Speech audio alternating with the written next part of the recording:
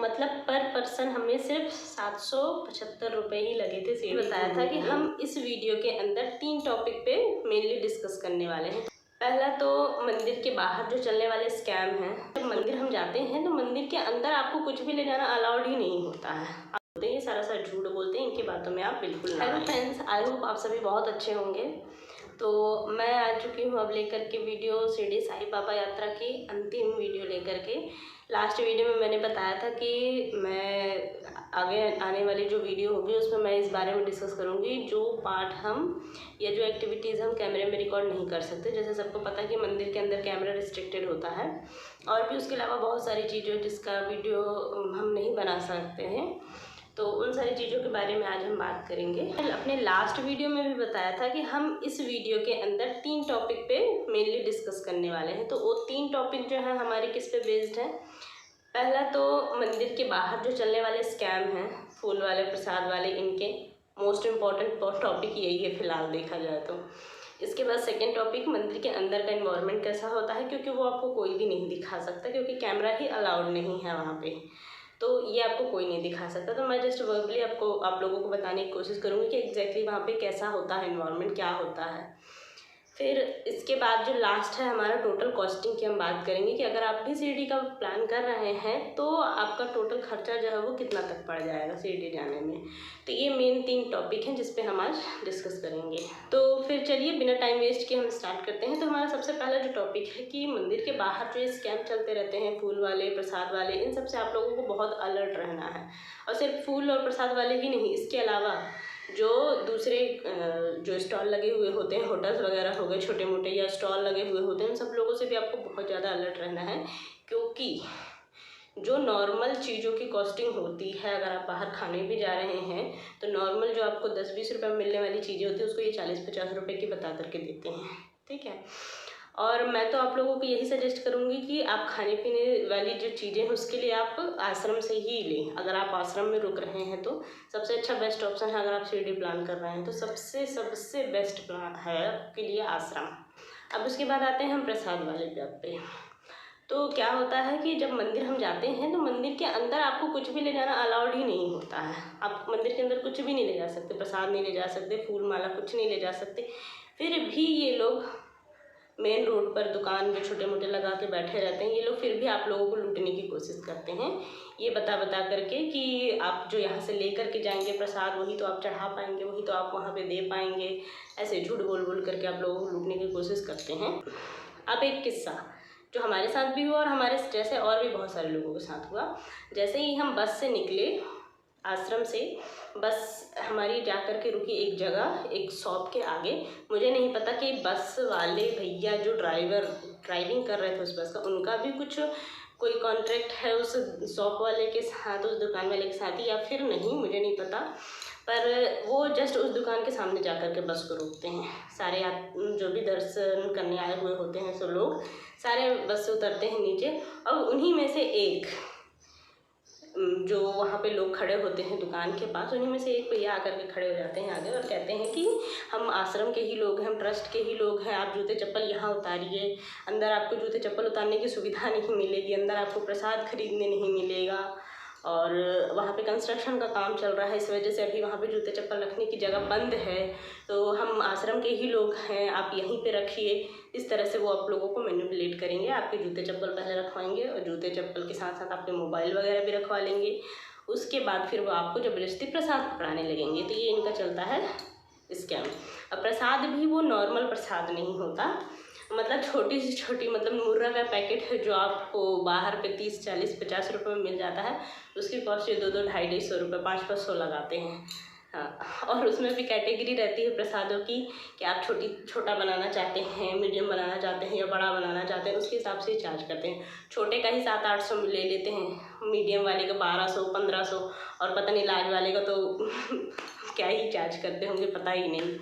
तो इस तरह से ये लोग ऐसे बुद्धू बनाते हैं। तो आप लोग इस चीज़ से बहुत अलर्ट रहें, क्योंकि प्रसाद, महंगा प्रसाद चढ़ाने में कोई प्रॉब्लम नहीं है। अब भगवान के नाम से अगर आप चढ़ा रहे हैं, दान कर रहे हैं, तो कुछ गलत नहीं है उसमें, बट आपको वो प्रसाद चढ़ाने ही नहीं मिलता। सबसे मेन मुद्दा तो यही है कि आप जब मंदिर के अंदर जाते हैं तो आपको खाली हाथ जाना होता है मंदिर, तो प्रसाद लेकर के जाने का कोई पॉइंट ही नहीं बनता है फिर तो। जब आप मंदिर अंदर जाने की लाइन में लगे होते हैं तो मंदिर का एंट्रेंस जो है वो मेन रोड से एक अंदर गली में होता है अलग से, तो वहाँ से करीबन 100-150 मीटर आप पैदल चल के जाते हैं कुछ दूर। उसके बाद फिर गेट नंबर 2 से आप लोगों को लाइन लगनी होती है, याद रखिएगा गेट नंबर 2 से। गेट नंबर 2 से फिर लाइन जब आप लगते हैं तो जगह जगह सिक्योरिटी होती है, स्टार्टिंग में ही सिक्योरिटी होती है, फिर थोड़ा कुछ दूर जा करके फिर एक सिक्योरिटी होती है जब आप अंदर एंटर करते हैं हॉल के अंदर तक। तो उस जगह पे आपकी सारी चीज़ें, अगर आप प्रसाद रखे हैं तो फूल पत्तियाँ रखे हैं तो सारी चीज़ें निकाल करके वो अलग कर देते हैं, आपको कुछ भी ले जाने नहीं देते। वहीं पर आपका मोबाइल, पर्स सब कुछ चेक होता है, ठीक है। तो जब प्रसाद आप ले जा ही नहीं सकते तो इतना प्रसाद खरीदने का पॉइंट क्या बनता है। और सबसे अच्छी सुविधा तो प्रसाद की ये है कि जब आप मंदिर से दर्शन करके बाहर निकल रहे होते हैं तो खुद मंदिर वाले, ट्रस्ट वाले ही आपको खुद प्रसाद वहाँ से बांटते हैं। जो साईं बाबा को चढ़े हुए प्रसाद होते हैं उसके छोटे छोटे पैकेट्स बना के वो खुद ही बांटते रहते हैं। और फिर भगवान के नाम पे तो एक छोटा कड़ भी बहुत होता है, तो ऐसे में वो छोटा पैकेट ही हमारे लिए असली प्रसाद होता है, तो हमको बहुत ज़्यादा प्रसाद लेने की ज़रूरत नहीं है। तो इस तरह के जो स्कैम है उससे बचें। और सेम चीज़ फूल वाले भी करते हैं। साईं बाबा को गुलाब चढ़ते हैं इसलिए वो गुलाब के बड़े बड़े बुके ले लेकर के घूमते रहते हैं, जबकि वो बुके जब आप लाइन पे लगना स्टार्ट होते हैं जैसे ही पहला सिक्योरिटी चेक होता है उसी जगह पे वो फूल उठा करके कचड़े के डब्बे में, तुरंत कचड़े के डब्बे में ऐसे फेंक दिए जाते हैं। और मुझे ऐसा लगता है, मैंने अपने आंखों से देखा नहीं ये चीज़, बट मुझे लगता है कि वो कचड़े के डब्बे के फूल वापस बाहर जाते हैं और उसी फूल को वो दोबारा से फिर बंच करके बेचते हैं। ये साइकिल चलता है, मुझे ऐसा लगता है। तो इन सब चीज़ों से आप बचें, ना फूल लें ना प्रसाद लें, कुछ भी आलतू फालतू चीज़ों में खर्च ना करें, खाली हाथ मंदिर जाएं और मंदिर से ही आपको प्रसाद मिलेगा। वही प्रसाद आपके लिए असली प्रसाद होगा, उसे आप लेकर के अपने घर आएँ और वही थोड़ा थोड़ा सबको बांटें, वही असली प्रसाद है। तो इस चीज़ से आप ज़रूर अलर्ट रहें। और रही बात जूते चप्पल उतारने की, तो जूते चप्पल उतारने के लिए अंदर, मंदिर के अंदर नहीं बट जहाँ पे लाइन लगना स्टार्ट होती है उसके जस्ट कुछ दूर पहले ही सुविधा होती है, निःशुल्क सुविधा होती है। अपने जूते चप्पल, मोबाइल, बैग, ये सारी चीज़ें रखने की निःशुल्क सुविधा होती है। तो ये जो बाहर प्राइवेट दुकान वाले जो होते हैं बैठे हुए होते हैं, ये सारा झूठ बोलते हैं, इनकी बातों में आप बिल्कुल ना आएँ, ठीक है। अब आते हैं हम सेकंड पॉइंट पे, मंदिर के अंदर का इन्वायरमेंट कैसा होता है। आधा तो मैं आप लोगों को पहले ही बता चुकी हूँ, पहले वाले स्कैम से रिलेटेड है कि मंदिर के अंदर आपको कोई भी चीज़ ले जाने नहीं मिलेगी। गेट नंबर 2 से आपकी एंट्री होगी जो कि मेन रोड हाईवे है, जो मेरे लास्ट वीडियो में मैंने दिखाया था, मंदिर के बाहर बैठ के मैंने वो रिकॉर्ड किया है, थोड़ा सा सीन है मेन रोड का। तो बस वो मेन रोड से आपको अंदर एक लेफ्ट हैंड साइड पे, सॉरी राइट हैंड साइड पे, अगर आप आश्रम वाली रोड पे हैं तो लेफ्ट हैंड साइड पे, और वापस वाले रोड पे हैं तो राइट हैंड साइड पे आपको जाना है। वहाँ से गेट नंबर 2 के पास आपको वहाँ पे मिल जाएगा लाइन जो कि मंदिर के अंदर लेकर के जाती है। गेट नंबर 2 से जैसे ही हम एंट्री करते हैं वहाँ पे 3 बड़े बड़े हॉल होते हैं। उन 3 हॉल में जैसे रेलिंग टाइप की बनी होती है, और वो रेलिंग ऐसे जिगजैग टाइप के शेप में होती है। आप लाइन लगते हैं, ऐसे घूम करके आप ऐसे जाएंगे, फिर वापस घूम करके आएंगे, फिर वापस घूम करके आएंगे, ऐसे करते करते आपको 3 बड़े बड़े हॉल से गुजरना होता है।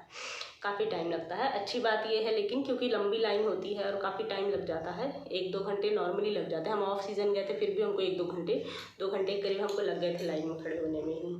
तो अच्छी बात यह है कि उन जो रेलिंग बनी हुई होती है ऐसे जिगजैग शेप में, उसके साइडों पे चेयर भी बनी हुई होती है कि मान लीजिए कोई बच्चा है या बुजुर्ग हैं या महिलाएं हैं जो चलते चलते ज़्यादा देर तक खड़ी नहीं रह सकती, तो उस कंडीशन में वो बैठने के लिए सुविधा भी बनी हुई होती है।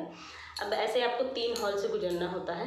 जैसे ही पहला हॉल ख़त्म हुआ, दूसरे में एंट्री हुआ, फिर दूसरा ख़त्म, तीसरे में एंट्री, फिर जा कर के तीसरे में एंट्री करके ख़त्म करके जैसे ही हम आगे सीढ़ियों से ऊपर चढ़ के जाते हैं, एक और बड़ा सा हॉल हमें मिलता है। और फिर वही होता है साईं बाबा का जो दरबार है, तो वो भी एक बड़े से हॉल के जैसे ही होता है। वहाँ पे भी आपको लाइन लगी होती है, वहाँ पे सीधी सीधी रेलिंग लगी हुई होती है, जहाँ पे आप 1 बाय 1 उस रेलिंग में खड़े होते हैं और उसके बाद फिर दर्शन करते हैं। मंदिर के अंदर आपको प्रसाद और फूल वगैरह, माला वगैरह, ये सारी चीज़ें अलाउड नहीं होता है। फूल तो स्ट्रिक्टली मना, कई सारी जगह पे बोर्ड भी लगे हुए होते हैं कि फूल ऐसे फेंक करके ना डालें। तो ये सारी चीज़ें आप लोगों को देखने मिलेगी। तो ये सब चीज़ें तो अलाउड नहीं होती है, वो सिक्योरिटी चेक में ही बाहर ही निकाल करके सारी चीज़ें हटा देते हैं। बट एक छोटा कपड़ा आप ले जा सकते हैं अपने साथ। कपड़ा मतलब जो नॉर्मली जो चुनरी वगैरह में यूज़ किए जाते हैं, नारियल वगैरह बांधने में, वो कपड़े की बात कर रही हूँ, उसे आप अपने साथ ले जा सकते हैं। क्योंकि वो जो कपड़ा है वो कहा जाता है कि उसमें अगर आप नारियल बांध करके अपने घर पे रखते हैं तो वो सुख शांति के लिए अच्छा होता है। तब उस कपड़े का मंदिर में किया क्या जाता है, जब आप वो कपड़ा लेकर के जाते हैं पुजारियों के पास और कई सारे पुजारी वहाँ बैठे हुए होते हैं, तो जो साईं बाबा की जो मूर्ति है उनके जस्ट आगे में ही उनकी समाधि बनी हुई है। तो जो पुजारी महाराज लोग वहाँ बैठे हुए होते हैं, आप उन्हें वो कपड़ा दिखाइए, वो कपड़े को लेते हैं और उसके बाद फिर जो समाधि है बाबा की उस पर टच करके वो कपड़ा हाथ के हाथ आपको वापस कर देते हैं। तो उस कपड़े को आप लेकर के आइए, अपने घर में नारियल बांध करके रखिए, सुख शांति के लिए अच्छा माना जाता है। तो ले जाने के लिए अगर आप चाहें तो सिर्फ एक यही चीज़ है जो आप मंदिर के अंदर लेकर के जा सकते हैं, बस। उसके बाद फिर आप वापस आते हैं, वहीं हाथ के हाथ जब आप वापस हो रहे होते हैं तो आपको प्रसाद और जो बाबा की धुनी है वो भी रास्ते में ही निकलते वक्त आपको वहीं के संस्था वालों की तरफ से ही आपको दिया जाता है। अब मैं आती हूँ हमारे खर्चे पे कि हमारा टोटल एक्सपेंस कितना होता है शिरडी साईं बाबा ट्रिप में। तो मैं इसमें ट्रैवलिंग नहीं इंक्लूड कर रही हूँ क्योंकि वो वेरी कर सकता है जगह के हिसाब से। आप कहाँ से आ रहे हैं, मैं कहाँ से चल रही हूँ, ये बहुत डिफरेंट प्लेसेस के हिसाब से डिफरेंट किराया भी हो सकता है। बट मैं यहाँ पे सिर्फ ये बताने वाली हूँ कि अगर आप शिरडी में ही आपका लोकल घूमने में कितना खर्चा होगा, ठीक है, क्योंकि वो ऑलमोस्ट सिमिलर रहेगा। आप चाहे दिल्ली से आएँ या मुंबई से आएँ, वो आप लोगों के लिए सिमिलर ही रहेगा। तो मैं वो पहले आपको बताती हूँ। तो अगर मैं टोटल खर्चे की बात करूँ तो मैं आपको बता दूं कि हमारा जो टोटल एक्सपेंस आ रहा है वो मैं साइड में आपको दिखा रही हूँ, टोटल भी करके बता दूंगी। तो सबसे पहले हमारा जो किराया है वो 30 रुपीज़ पर पर्सन था रेलवे स्टेशन से आश्रम तक का, ठीक है। अगर आप रेलवे स्टेशन डायरेक्ट मंदिर जा रहे हैं, आसपास के एरिया से आ रहे हैं और आप डायरेक्ट मंदिर दर्शन के लिए ही जाना चाहते हैं तो आपका और कम हो जाएगा, 20 रुपीज़ ही रहेगा फिर वो। इसके बाद नेक्स्ट हमारा आश्रम का, तो आश्रम का हमारा जो पर डे का रेंट हो रहा था वो 250 रुपीज़ था, 250 रुपये एक दिन के हिसाब से चार्ज था। तो 250 रुपये हमारा एक दिन का चार्ज हो गया। अब इसके बाद मंदिर आने जाने के लिए आप लोगों को ऑलरेडी बस रहती है जाने के लिए, बट फिर भी स्टिल मैं उसको जोड़ देती हूँ कि इन केस अगर आपको बस नहीं मिल पाई टाइमली तो आप कैसे जाएंगे। तो वो अब ईजी है, अब जैसे ही आश्रम के गेट से बाहर निकलते हैं आपको 10 रुपये में ही ऑटो वाला मंदिर तक ड्रॉप करेगा। तो 10 रुपये मैं यहाँ पे ये मेंशन कर रही हूँ। अब इसके बाद आप बस स्टैंड से आना चाहते हैं या रेलवे स्टेशन से, अगर मान लीजिए आप वापस रेलवे स्टेशन आना चाहते हैं तो सेम 30 रुपीज़ आपका किराया होगा, और अगर आप बस स्टैंड से कोई बस वगैरह लेकर के वापस घर आना चाहते हैं तो वो आपका 10 रुपये किराया होगा। और इस टाइप से अगर मैं इन सारी चीज़ों को जोड़ देती हूँ तो हमारा जो टोटल खर्चा आया था शिरडी के अंदर घूमने का वो था मात्र 310 रुपये। सिर्फ 310 में हम शिरडी घूमे हैं, ठीक है। अब मैं इसमें इंक्लूड करके आपको बता रही हूँ हमारा रेलवे एंड वापस आते समय हम बस लिए थे तो बस का भी चार्जेस इकट्ठा करके मैं बता रही हूँ आप लोगों को। हमने अपना ये जो ट्रिप है वो खोपोली से स्टार्ट किया था। तो खोपोली से कल्याण तक का हमारा जो फेयर था टिकट का वो 20 रुपीज़ पर पर्सन था। इसके बाद हमने कल्याण से ट्रेन ली थी शिरडी तक के लिए, जो हमारी पर पर्सन चार्जेस जो थे उसके वो 230 रुपीज़ थी, 230 रुपये। तो टोटल हमारा 250 हो गया। इसके बाद जब हम रिटर्न आए थे तो हम बाई बस आए थे, जो कि एसी और लग्जरी बस थी स्लीपर में। तो उसका जो हमारा रेंट हुआ था वो 350 पर पर्सन था, 350 रुपये पर पर्सन मिला था हमें। वो स्लीपर बस थी, अगर नॉर्मल बस आप लेंगे तो इससे कम भी मिलेगा, वो स्लीपर एसी बस थी, ठीक है। अब इसके बाद जो हमारा वहाँ घूमने का टोटल खर्चा आया था वो अराउंड 1 पर्सन का 175 रुपीज़ था बस। यहाँ पे मैं रूम का जो रेंट था वो पर डे 250 रुपये, उसको मैं हाफ़ कर रही हूँ क्योंकि हम 2 लोग रूम में थे। ऑब्वियसली हम लोग हस्बैंड वाइफ में, बट मैं इस तरीके से आपको बता रही हूँ कि अगर आप शेयरिंग में भी जाते हैं तो भी आपको सस्ता पड़ेगा। उस रूम में मैक्सिमम 5 लोग रुक सकते हैं, तो 250 रुपये के हिसाब से आपको तो वो सिर्फ 50 रुपये ही पड़ा। तो इसलिए मैं बता रही हूँ आपको ये चीज़। तो जो हमारा आश्रम और उसके अलावा ऑटो जो भी हमारा स्टेशन से आश्रम आना, फिर आश्रम से फिर बस स्टैंड जाना, इन सब चीज़ों का ऑटो वगैरह सब कुछ इंक्लूड करके हमारा 175 रुपीज़ था खर्चा सिर्फ। डिटेल में मैं आपको पिछले में पहले ही बता चुकी हूँ। तो टोटल हमारा खर्चा 175 इसका था। तो अब टोटल हमारा कितना हो गया, 250 ट्रेन का, 350 वापस आते समय और 175 हमारे वहाँ पे घूमने में खर्चा हुआ। मतलब टोटल हमारा खर्चा सिर्फ 775 का हुआ था। मतलब पर पर्सन हमें सिर्फ 775 रुपये ही लगे थे शिरडी घूमने में मुंबई से। यहाँ पे थोड़ा बहुत किराया में डिफरेंस हो सकता है। अगर आप किसी दूर के लोकेशन से आ रहे हैं, कहीं अलग से आ रहे हैं, तो किराए में डिफरेंस हो सकता है। बट ये जो 175 वाला, अगर आप थोड़ा सा अलर्ट रह कर के वहाँ चलेंगे तो डेफिनेटली आपका भी इससे ज़्यादा खर्चा नहीं आने वाला है। तो आप भी जल्दी से फिर ट्रिप बनाइए, क्योंकि ये बहुत ही सस्ता है, बहुत ही अच्छा है और इतनी अच्छी आपको सुविधा मिली है वहाँ पे आश्रम में रहने के लिए, रुकने के लिए। तो बिल्कुल आप जल्दी से आइए, आश्रम में ज़रूर रहिए। और वहाँ के जो बुकिंग वगैरह के प्रोसीजर है वो मैंने अपने पिछले वीडियो में दिखा रखी है। आश्रम कैसा है, रूम कैसा होता है, क्या सुविधाएं होती है, सारा कुछ मैंने अपने पिछले वीडियो में पहले ही बता रखा है। तो आप जाइए, देखिए, आप लोगों को अच्छा लगे आप भी बुक करिए और ज़रूर आइए, क्योंकि एक्सपेंस इसमें बिल्कुल नहीं है। तो मतलब टोटल हम 1000 से कम में भी वहाँ पे आराम से घूम के आ सकते हैं। हमारा टोटल खर्चा सिर्फ 775 रुपये ही हुआ था। तो ठीक है, इसी के साथ मैं अपने वीडियो एंड करती हूँ। वीडियो रिलेटेड कोई भी क्वेरी हो आपको, जो समझ में ना आया हो कुछ भी, तो आप कमेंट करके पूछ सकते हैं। Thanks for watching. वीडियो अगर अच्छी लगी हो तो लाइक कीजिएगा, शेयर कीजिएगा। ऐसे ही और वीडियोस के लिए सब्सक्राइब कीजिएगा।